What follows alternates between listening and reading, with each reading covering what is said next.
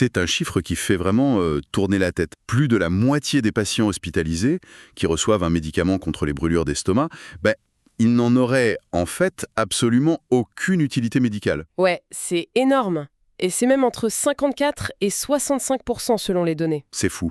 Et le plus inquiétant dans tout ça, c'est que ce petit cachet qu'on avale presque machinalement pour éteindre une sensation de feu après un repas bien lourd, il est discrètement en train de mettre sous sédatif une partie de notre système immunitaire. C'est ça. C'est vraiment l'effet domino qu'on soupçonne pas du tout. Du coup, aujourd'hui, on plonge dans une zone de notre biologie qu'on croit bien maîtriser pour découvrir cet effet domino. Notre mission dans cette exploration, c'est de décortiquer une étude scientifique fascinante qui s'appelle PPE Induced Gut Dysbiosis. En gros, la dysbiose intestinale induite par les IPP. Oui, et pour bien poser le décor, on parle ici d'une classe de médicaments qui est omnifaisante. Les inhibiteurs de la pompe à protons, les fameux IPP. Genre l'oméprazole, le pantoprazole, ce genre de choses. Exactement. Ce sont des noms qui traînent dans presque toutes les armoires à pharmacie. Ils existent depuis 1989, donc c'est pas nouveau. L'idée de départ, elle était brillante, bloquer la production d'acide pour soigner les ulcères ou les reflux graves. Et ça marche hyper bien pour ça. Incroyablement efficace. Mais l'étude qu'on analyse aujourd'hui met vraiment en lumière une donnée surprenante. Ce décalage immense entre, d'un côté, cette efficacité redoutable, et de l'autre, des conséquences collatérales qu'on a longtemps ignorées. C'est ce paradoxe qui m'a sauté aux yeux en lisant cette recherche. Comment est-ce qu'on passe d'une simple pilule, conçue juste pour calmer une gêne gastrique, à une modification totale de la population bactérienne de nos intestins, et même un piratage de nos défenses immunitaires, quoi. Ouais, c'est le grand écart. Pour comprendre ça, je crois qu'il faut d'abord visualiser ce qui se passe vraiment au cœur de notre estomac. J'aime bien utiliser une analogie. J'imagine toujours notre estomac comme une boîte de nuit très très exclusive. Ah oui, avec le videur à l'entrée. C'est ça. À l'entrée, on a ce videur absolument intraitable. Et ce videur, c'est l'acide gastrique. Son job, c'est de regarder chaque bouchée de nourriture, chaque gorgée d'eau, et d'éliminer impitoyablement les milliards d'intrus bactériens qu'on avale tous les jours. Une vraie barrière de sécurité, en fait. Voilà. Sauf que, quand on prend un IPP, on donne littéralement un billet à ce videur pour qu'il déserte son poste et qu'il prenne une longue pause. L'image du videur est super à propos. Et ce qui est fascinant ici, c'est le pourquoi et comment ça se passe au niveau biochimique, parce que c'est redoutablement précis. Vas-y, explique-nous ça. Eh bien, quand tu avales l'IPP, il ne va pas agir directement dans le vide de l'estomac. En fait, il voyage dans les intestins, il passe dans la circulation sanguine et il vient cibler des cellules spécifiques de la paroi gastrique, mais par l'arrière. Ah, il les prend à revers. C'est exactement ça. Et là, il va s'accrocher de manière irréversible à l'enzyme qui pompe l'acide vers l'intérieur de l'estomac. Attends, irréversible. Ça veut dire que la cellule, elle est hors service jusqu'à ce qu'elle en fabrique une nouvelle. Totalement. C'est pour ça que l'effet dure si longtemps, tu vois. Le résultat immédiat, c'est que le pH de l'estomac remonte en flèche. En temps normal, un estomac à jeun a un pH extrêmement bas, souvent en dessous de 2. C'est assez corrosif pour dissoudre certains métaux, pour te donner une idée. Ouais, c'est un bain d'acide, quoi. Mais sous l'effet des IPP, ce pH regrimpe au-dessus de 4. Au-dessus de 4. Mais bon, 4, ça reste techniquement acide, non? Est-ce que ça fait une si grande différence pour une bactérie qui essaierait de passer? C'est une super question, et c'est là qu'il faut se rappeler que l'échelle du pH, elle est logarithmique. Ah oui, les maths. Ouais, un peu de maths, Passer de 2 à 4, ça veut pas dire que c'est 2 fois moins acide, ça veut dire que c'est 100 fois moins acide. 100 fois. Ah ouais, d'accord. Pour des bactéries, c'est la différence entre plonger dans un bain d'acide sulfurique et se baigner dans une piscine chauffée. Du coup, les bactéries qui colonisent normalement notre bouche, qui font partie de notre flore buccale, elles profitent soudainement de ce changement de climat. Elles survivent au voyage. Exactement. L'étude cite des familles spécifiques, comme les streptococcacées ou les micrococcacées.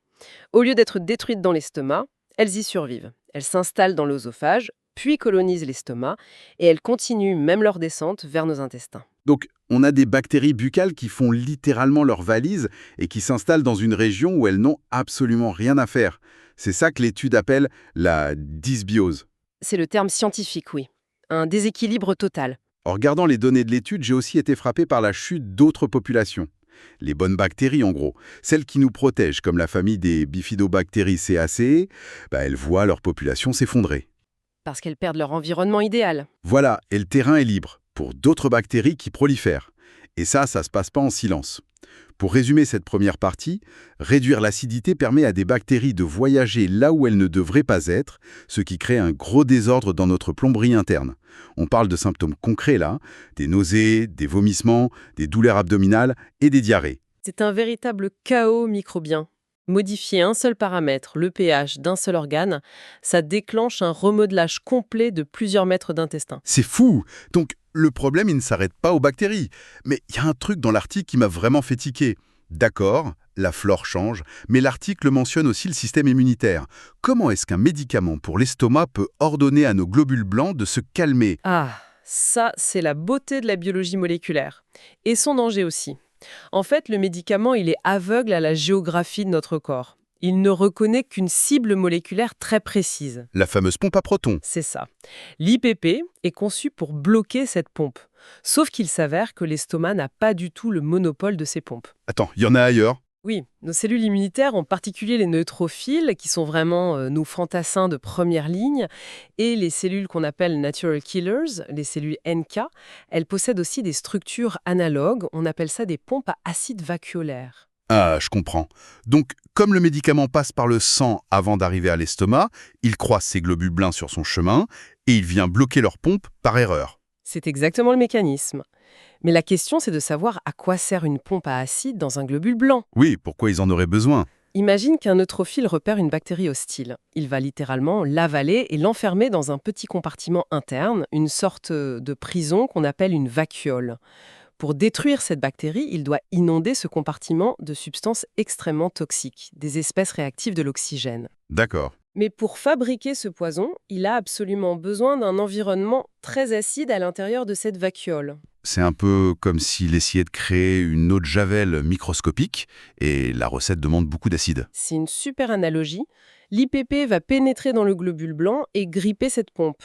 Du coup, la vacuole ne s'acidifie pas, la fameuse javel n'est pas produite correctement et la bactérie avalée n'est pas détruite efficacement. Waouh! Et en plus de ça, les chercheurs observent une baisse drastique de la production de molécules inflammatoires. Les cytokines, comme le TNF-alpha et l'IL-1β. Alors là, je vais me faire l'avocat du diable une seconde. On passe notre temps à entendre que l'inflammation, c'est la source de tous nos maux, le vieillissement, les maladies chroniques. Donc au final, cet effet anti-inflammatoire, c'est presque un effet secondaire qui pourrait sembler bénéfique, non? C'est une réaction très courante de penser ça. Mais il faut séparer l'inflammation chronique, qui est effectivement destructrice, de l'inflammation aiguë, qui, elle, est vitale. Ah oui, l'inflammation aiguë, c'est quand on se coupe ou qu'on attrape un virus. Exactement. C'est le signal d'alarme qui permet à nos défenses de se ruer sur une vraie menace. Si on endort ce système de communication et qu'on désarme nos neutrophiles au moment critique, on se retrouve très vulnérable. S'assure que endormir nos gardes du corps en pleine attaque, c'est pas l'idéal. Voilà. Après, en tant que scientifique, je dois quand même apporter une nuance cruciale ici. Je t'écoute. La plupart de ces données sur la suppression immunitaire, elles proviennent d'études in vitro. C'est-à-dire qu'on met des globules blancs dans des boîtes de pétri, on ajoute l'IPP et on observe. La mécanique est indéniable, le blocage de la pompe a bien lieu. Mais un corps humain vivant, ce n'est pas une boîte en plastique de laboratoire. Bien sûr, les conditions sont différentes. Tout à fait. Il faut donc rester prudent sur l'ampleur clinique de cette paralysie dans la vraie vie.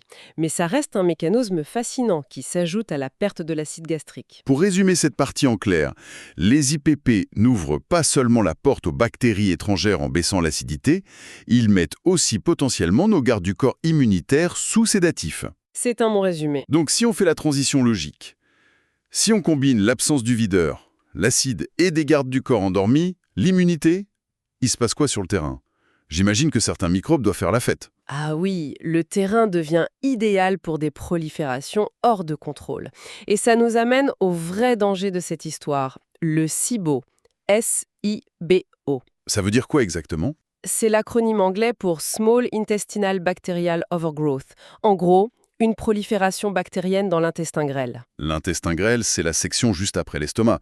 Normalement, c'est là qu'on absorbe les nutriments, non? C'est ça. Normalement, cette zone contient très peu de bactéries. On parle de moins de 1000 bactéries par millilitre de fluide, ce qui est très bas par rapport au côlon, par exemple. D'accord. Mais avec les IPP, comme le videur est parti, ce chiffre peut exploser à plus de 100 000. Ah oui, la population est multipliée par 100, voire plus. Et ces bactéries en surplus, elles ne font pas rien. Elles consomment tes nutriments avant même que ton intestin ne puisse les absorber. Ça entraîne des ballonnements profonds, très douloureux, une perte de poids inexpliquée et des carences tenaces en vitamines. C'est horrible. Elles nous volent notre nourriture. Exactement. Et puis, il y a la menace des pathogènes. C'est peut-être la partie la plus critique des sources. C'est clair, j'allais y venir, parce que c'est la partie la plus effrayante. L'utilisation d'IPP augmente dramatiquement le risque de croiser deux bactéries vraiment redoutables. L'étude cite Salmonella, qu'on connaît pour les intoxications alimentaires, mais surtout Clostridium difficile. Oui, le fameux c'est difficile. Pour ceux qui ne connaissent pas, c'est une infection grave qui s'attrape souvent à l'hôpital. Et l'article mentionne qu'elle est fatale dans 1,5 à 6% des cas. Comment une infection aussi grave peut profiter de ça ? Si l'on relie cela à la vision globale, tout s'explique.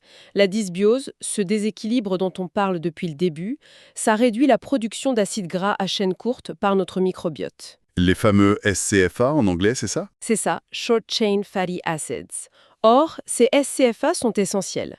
C'est le carburant des cellules de notre paroi intestinale. Ils maintiennent la barrière intestinale bien étanche. Donc, si on n'a plus assez de bonnes bactéries pour produire ces acides gras, Eh bien, la paroi devient poreuse, elle s'affaiblit, et c'est là qu'un pathogène opportuniste comme Clostridium difficile en profite, il s'installe, il prolifère et il détruit la muqueuse. donc, résumons encore une fois. La prise prolongée d'IPP, ça crée un terrain de jeu littéralement parfait pour des infections intestinales sévères et une surpopulation bactérienne là où il ne devrait pas y en avoir. C'est exactement le tableau brossé par l'étude. D'accord, décortiquons ça. Face à ce tableau quand même assez sombre de prescriptions parfois abusives et d'infections, est-ce qu'il existe un moyen de protéger notre écosystème intestinal ? Je veux dire, si on doit absolument prendre ces médicaments pour un ulcère grave, les probiotiques, est-ce que c'est un bouclier magique ? C'est une excellente piste. L'article l'explore d'ailleurs en détail. Il y a de l'espoir de ce côté-là.